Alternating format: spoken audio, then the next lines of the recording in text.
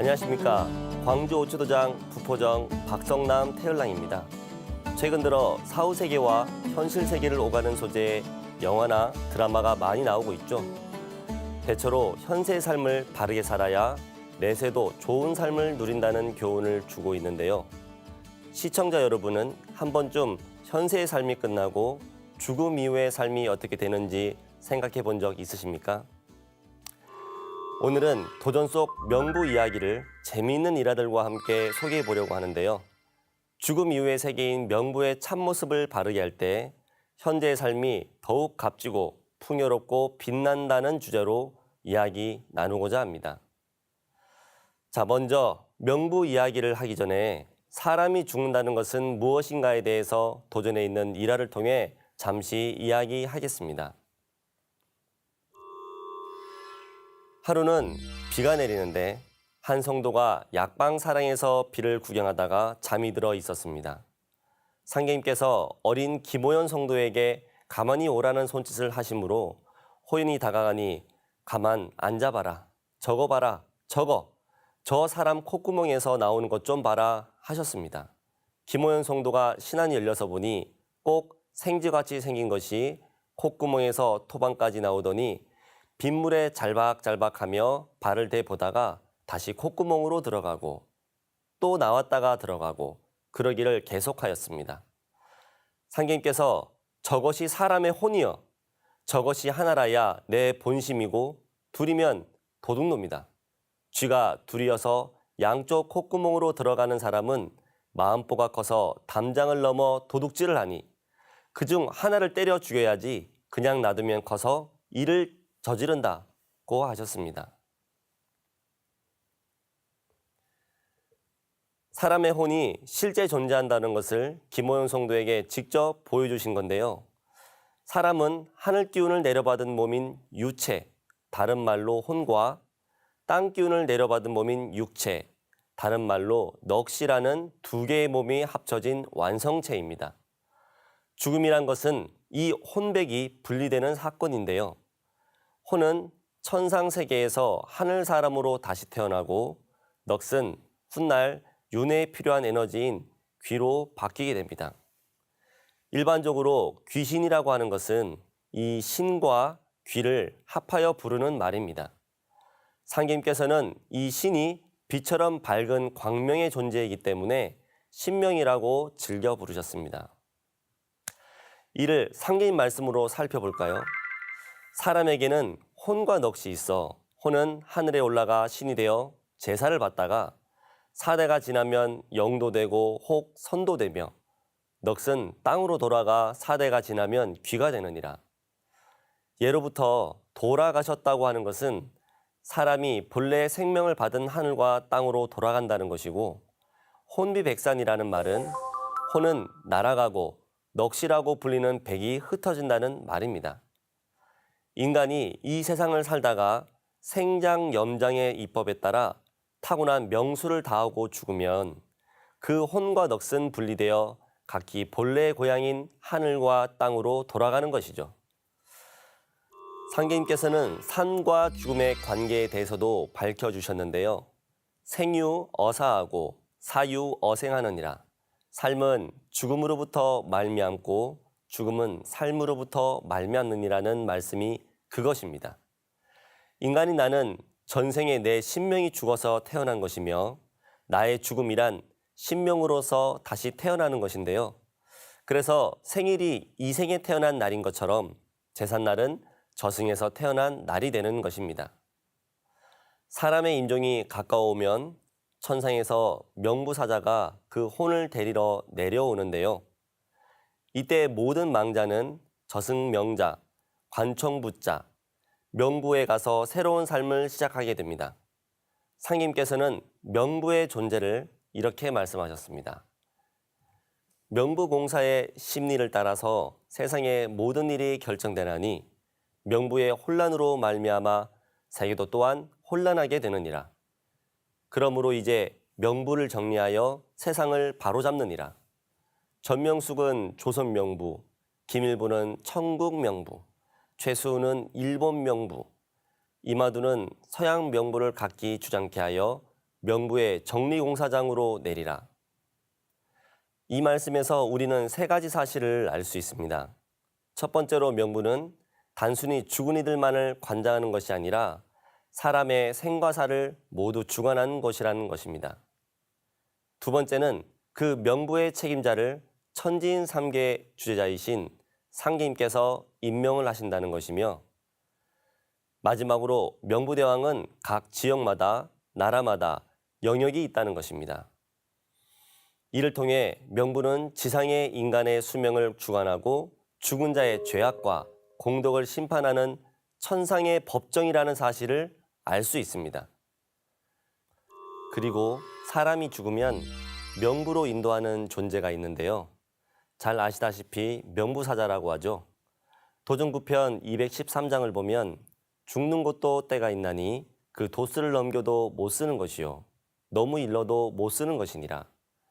나의 명으로 명부에서 데려오라고 해야 명부사자가 데려오는 것이니 각기 닦은 공덕에 따라 방망이로 뒷덜미를 쳐서 끌고 오는 사람도 있고 가마에 태워서 모셔오는 사람도 있느니라는 상제님의 말씀이 있는데요. 이 말씀에서 사람의 공덕과 죄업에 따라 명부사자가 명부로 인도하는 방법이 다르다는 것을 알 수가 있습니다. 그럼 명부사자, 즉 저승사자는 어떤 모습을 하고 있을까요? 그동안 드라마와 영화를 통해서 봤던 저승사자의 친숙한 이미지는 하얀 얼굴에 검은색 두루마기를 걸치고 갓을 쓰고 있는 모습일 겁니다. 그리고 요즘 드라마와 영화에선 검은 양복에 중절모를 쓴 현대식 저승사자도 등장하고 있는데요. 그런데 무속에서 등장하는 저승사자는 군졸의 모습을 하고 있습니다. 저승사자를 나라의 공무원 같은 존재로 인식하고 있는 것이라고 볼 수 있는데요. 그럼 명부사자는 몇 분이 오시는 걸까요? 서울 경기지방에서 유명한 서울굿에 등장하는 명부사자는 사제 삼성이라고 해서 천왕사자, 지황사자, 인왕사자 세 분이 오신다고 표현하고 있습니다. 영화 신과 함께서도 강림사자, 일직사자, 월직사자 세 명의 명부사자가 오는 것으로 그리고 있죠. 일찍이 우리 선조들은 초상이 나면 제일 먼저 대문 앞에 명부사자의 밥 3그릇을 준비했는데 이때 망자뿐 아니라 명부사자도 사후세계에서 노잣돈이 필요한 것을 알았기 때문에 여비로 쓰시라고 동전을 올려놓기도 하였습니다. 이는 사람이 태어날 때도 마찬가지입니다. 아이를 점주해주는 세 분의 신령을 대접하기 위해 안방 윗목에 삼신상을 차리고 청수와 밥, 미역국을 각기 3그릇씩 차려놓은 것인데요. 사람이 태어날 때 삼신의 인도로 태어나듯 돌아갈 때에도 세 분의 명부사자가 와서 저승으로 인도하는 것입니다. 지금은 사람이 죽으면 끝이라고 생각하는 분들도 있지만 예로부터 우리 한민족은 이승에서 삶이 끝났을 뿐 저승에서는 새로운 삶이 시작된다는 것을 알았습니다. 이는 환단고기에서도 확인할 수가 있는데요. 한민족과 인류 창세 문화의 경전인 환단고기에서는 신명으로서 가르침을 베풀었다는 뜻인 이신설교, 이신시교의 기록이 있고 또 이 삼신설교라고 해서 삼신의 도로서 가르침을 베풀었다는 기록이 있습니다. 줄여서 신교라고 하는데요. 동방조선은 본래 신교 문화의 종족으로서 삼신상계님과 천지신명을 함께 받들어 온 인류 제사 문화의 본 고향이라 할 만큼 한민족은 신명세계에 밝았습니다. 그래서 상제님은 이 세상에 조선과 같이 신명 대접을 잘하는 곳이 없다고 칭찬하셨습니다. 증산도 도전에서는 명부의 명을 받고 온 사자가 망자를 데리고 가지 못하는 이야기를 전하고 있는데요. 같이 한번 읽어보겠습니다. 도전 10편 100장입니다. 하루는 자연히 집에 돌아와 있는데 한밤중에 팥쟁이 주막 주모가 찾아와 3대 독자를 살려달라고 울며 애원하거늘 급히 주막에 가보니 명부사자 셋이 지키고 앉았고 아이는 곧 죽게 생겼는지라. 자연이 방에 청수를 모시고 상계님께 기도를 올린 다음 그 아이를 안고 정성껏 주문을 읽으니라.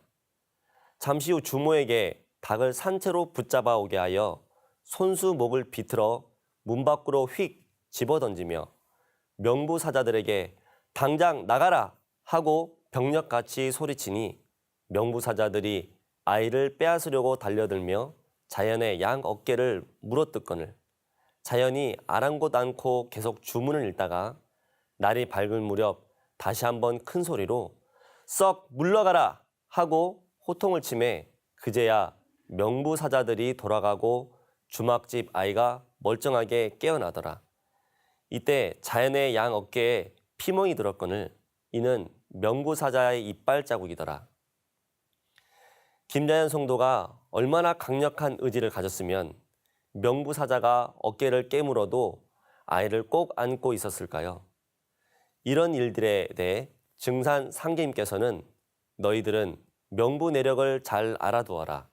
속담에 부녀자들이 살고 죽기는 시왕전에 달렸다고 하니 명부를 잘 받들도록 하여라.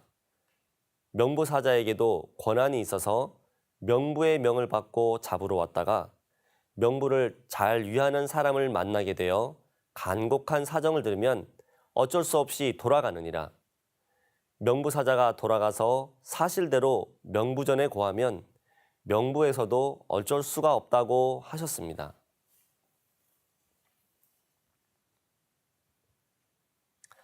아직도 사후세계나 명부의 이야기를 전설 속의 이야기로 여기는 분들도 계실 텐데요.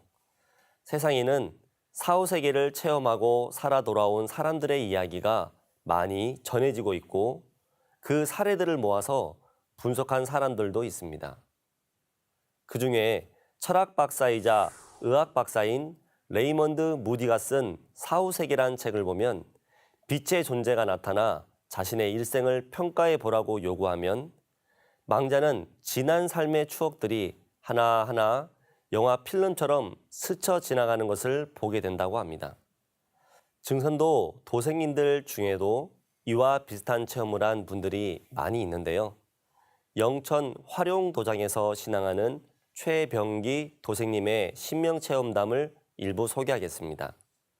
최병기 도생님은 일을 하시다가 전기 감전으로 약 6m 정도 되는 높은 곳에서 시멘트 바닥으로 떨어졌다고 합니다.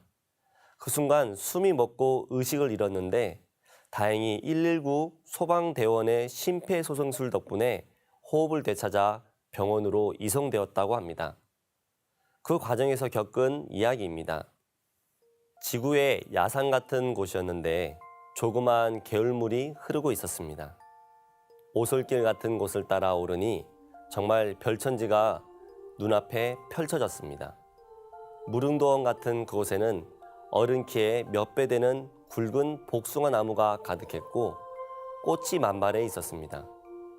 그곳에서 잠깐 휴식을 취하고 있는데 필이 부는 것과 비슷한 소리가 나면서 일반 신명들보다 체격이 2배 정도 큰 명부사자와 흰옷과 흰 모자를 쓴 신명들 16분이 함께 왔습니다. 명부사자가 본적, 본관, 이름을 물은 뒤 나머지는 같이 온 신명들이 각기 다른 질문을 했고 제가 모르는 제 자신에 대한 이야기도 많이 해주었습니다. 그러더니 명부사자가 제 이름이 없다고 하며 그냥 갔는데 그러다가 깨어났습니다. 큰 사고로 생사의 고비를 겪었지만 천만다행으로 명부의 이름이 없어서 계속 살게 된 체험을 계기로 더욱 열심히 하루하루를 살고 계시다고 합니다. 북방 불교나 도교의 가르침에 따르면 망자가 49일간 저승에 머무르며 명부 시왕 중 7명의 대왕들에게 7일째 되는 날마다 심판을 받다가 49일째 되는 날 최종 심판을 받고 환생한다고 합니다. 그래서 불가나 도가에서는 49일간 망자를 위하여 연부를 하거나 기도하는 문화가 있습니다. 많은 분들이 임종 49일이 되는 날에는 49제를 지내는 것으로 알고 있는데요. 사실은 제사 드리는 제자가 아닌 명복을 빌기 위하여 공양을 드린다는 제자입니다. 49제는 49일간 명복을 빈다는 뜻이죠. 우리나라에서도 많이 알려진 티벳 사자의 서라는 책은 인도 탄트라의 대가인 파드마 삼바바라는 교수가 8세기에 지었다고 합니다. 이 책에서는 망자가 49일간 3단계를 경험하게 된다고 전하는데요. 첫 번째 단계가 죽음 직후의 세계, 두 번째 단계가 존재의 근원을 체험하는 세계, 마지막에는 환생의 길을 찾는 세계입니다. 그리고 이승에 있는 이들이 망자를 위하여 49일간 기도와 축원을 하는 내용을 담고 있습니다. 증산도에서는 49일간 망자의 명복을 기원하며 칠성경이나 진법주를 읽어주는데요. 칠성경은 북두 칠성의 성령의 기운을 받아 영원한 생명과 건강한 몸을 얻게 하는 주문이고, 조상과 신계의 위계 질서를 밝혀주는 진법주에는 명부시왕 응감주의라는 구절이 있는데, 이는 명부의 시왕께서 응감하셔서 명복을 내려주시기를 기원하는 의미가 담겨 있습니다. 지금까지 도전 속 명부 이야기를 살펴보았는데요. 그런데 명부와 관련해서 꼭 명심해야 할 것이 있습니다. 그것은 명부는 천상의 법정이라는 것입니다. 우리가 살면서 눈과 입과 혀와 몸과 마음으로 지은 모든 죄업과 공덕이 드러나는 곳이라는 곳이죠. 증산상님께서는 만인경에 비추어 보면 제 죄를 제가 알게 된다고 하셨는데요. 만인경은 업경이라고도 불리는데, 충남 서산시 계심사에는 나무로 만든 업경대가 있고, 경남 진주시 청곡사에는 업경전이 있습니다. 영화 신과 함께서도 망자가 살면서 행했던 일들이 업경에 나타나는 것을 볼 수가 있죠. 그리고 상계님께서는 사람마다 각기 주도신, 야도신을 하나씩 붙여 밤낮으로 그 일거일동을 지북해 하리니, 신명들이 공심판, 사심판을 할 때 무슨 수로 거짓 증언을 할 수 있느냐 하시며, 신명들로 하여금 모든 이들의 언행이 기록으로 남는다고 밝혀주셨습니다. 그러시면서 백복남 성도에게 이 세상을 살면서 죄를 지어도 남모르게만 하면 그만인 줄 알지만, 죄진 사람은 천상에 가면 모든 게 다 드러난다. 죽으면 편할 줄 알고 죽어 하지만 천상에 가면 모든 것이 다 무섭다. 믿으면서 지은 죄는 사하지도 못한다는 아주 정신이 번쩍 뜨이는 말씀을 하셨습니다. 그런데 이와 더불어 우리가 꼭 한번 생각해 봐야 할 성구가 있습니다.